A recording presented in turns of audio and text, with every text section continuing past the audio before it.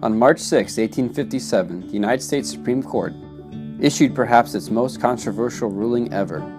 One legal scholar said about this particular ruling that it was, quote, universally condemned as the U.S. Supreme Court's worst decision. What decision did the U.S. Supreme Court make? Let's take a look. Our story starts with a slave named Dred Scott.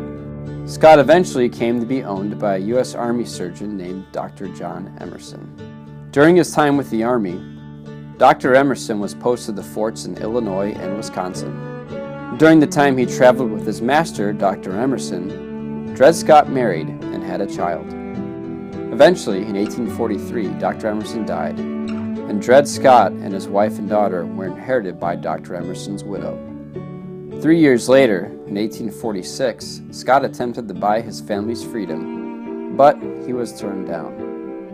Wanting to be free, Scott decided to take another approach. He sued his former master's widow for his freedom. Here's the main legal argument Scott used in an attempt to gain his and his family's freedom. Scott argued that since he had lived in both a state and a territory where slavery was outlawed, he should be free. In Illinois, slavery was outlawed by the Northwest Ordinance of 1787. In the Wisconsin Territory, slavery was outlawed by the Missouri Compromise.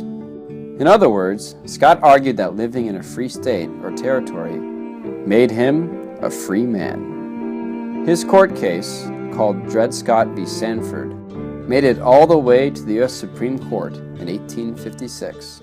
In March of 1857, the Supreme Court issued its ruling in a 7-2 vote. The ruling did not go as Scott hoped. The majority opinion, argued by Chief Justice Roger B. Taney, made three main arguments. First, they said that since Dred Scott is not a citizen, he cannot bring a lawsuit in a U.S. federal court. Second, they said that Congress had no right to restrict slavery in any of the territories. Lastly, the court argued that living in a free state and territory did not make Scott free.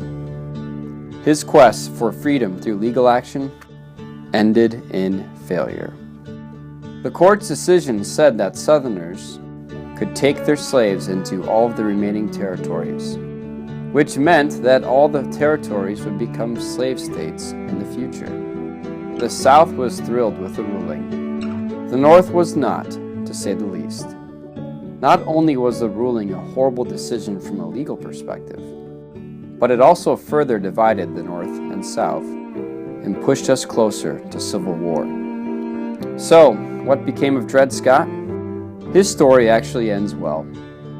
His former master's widow moved to Massachusetts and married an abolitionist.